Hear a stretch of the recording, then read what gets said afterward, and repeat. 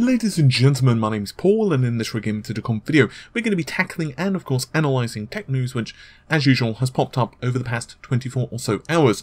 We're going to be starting things out with a report from Fool.com, which is titled Why AMD's Latest Win Should Give Nvidia Sleepless Nights, specifically focusing on the fact that a couple of major companies, including Amazon, have opted to go with AMD's graphics cards for cloud computing. And then we're going to stick very much to Intel related news, because a couple of major stories have popped up, including the fact that Intel are going to be rebranding some of the Kaby Lake processors, and also some news on Coffee Lake, including the fact that we may see limited production of the CPUs for the next several months. But as I said, we'll start things out with AMD. I'll link, as usual, these stories in the description of the video. So, one of the biggest providers of cloud services is Amazon. The other big one, of course, would be Azure, also, of course, known as Microsoft. And then you've got other companies like Rackspace and all the others. But one of the key areas, of course, that AMD want to enter is high-performance computing.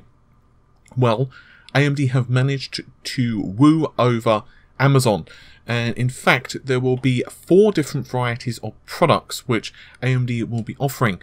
These will be gaming, media, design and engineering.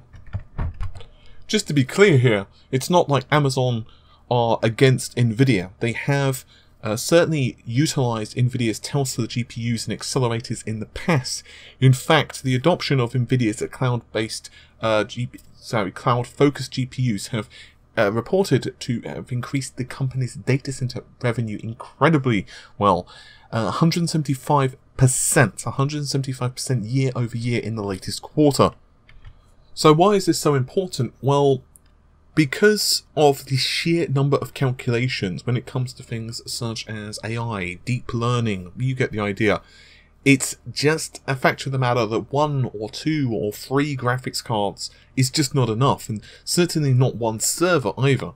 Oftentimes you require massive numbers of GPUs working in tandem to be able to complete a task in any short given time. And this is particularly true when it comes to deep learning, or any other, even something simple. For example, like, let's just use Amazon.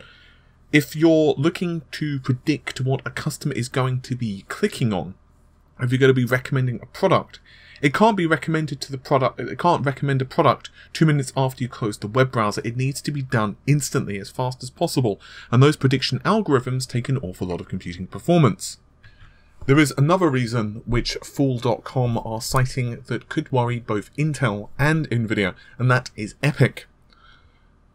From what AMD claim, Epyc is outperforming rival chips from Intel, and the fact that we now have Tencent, JD.com in China, and other major companies as well are going to be leveraging Epyc's processors. It's possible that with this newfound infrastructure from AMD, both companies could be in some level of trouble. It's going to be very interesting. In my personal opinion, it's also going to be excellent competition, which is only a good thing. Small piece of news, and this one is possibly going to confuse some of you, because it bloody well does me, although to be fair, Intel's naming conventions are about as intuitive as... Actually, I can't really think of something that's much less intuitive, to be fair. Let me know in your let me know in the comments what's less intuitive than Intel's naming conventions, especially when it comes to Xeons. Ah, yes, Xeons. But hey, let's bring some of that confusion to the desktop lineup, right?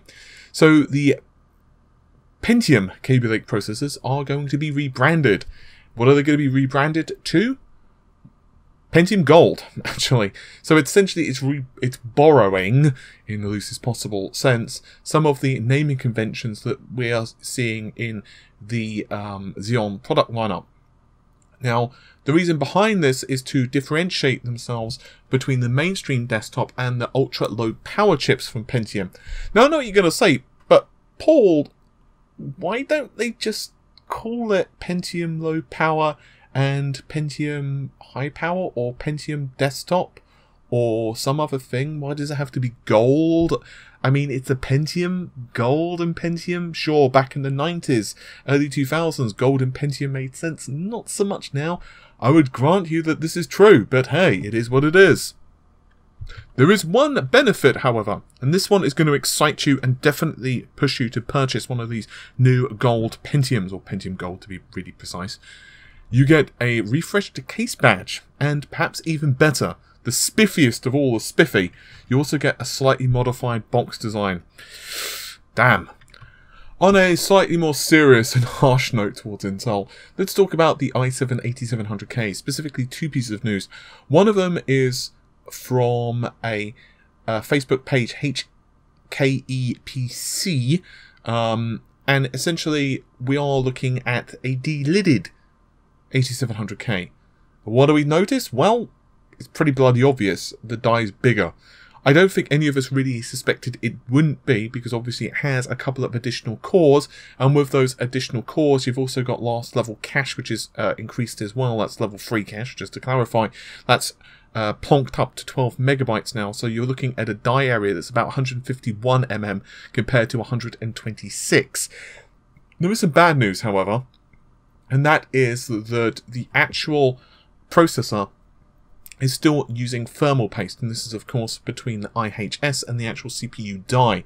So it's possible some people may want to not do that, you know, and kind of delid it. However, as usual, I'm not advocating the process of delidding. That's totally and utterly on you. And finally, one last piece of news, and this one comes to us from SWE Clockers, that's SWE Clockers, which, as you probably ascertained from the name, is a Swedish website.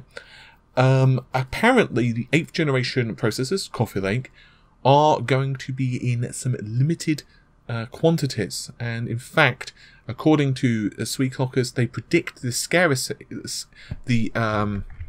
scarcity, my brain did not work there, is going to last until possibly Q1 to maybe even a little later on.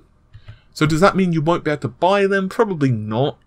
It does, however, increase the probability that we're going to see the good old friend of everyone in the universe, price gouging.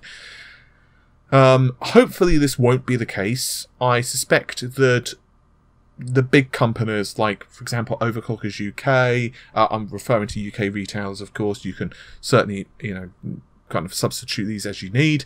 Overclockers UK, you've got, of course, Amazon. Those companies probably will have reasonable quantities. However, you may just have to do a bit of shopping around, and they will be available. It's probably going to be better than the Vega situation at launch, let's just be honest, but it just may increase the probability that we have a bit of price gouging. However, there is one thing to bear in mind, and that is that AMD are not just sitting by idly.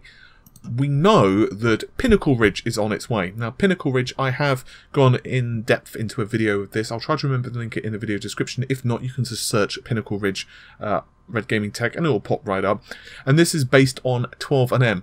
So it's not really a new Ryzen architecture. So I just want to clarify, this is not Zen 2.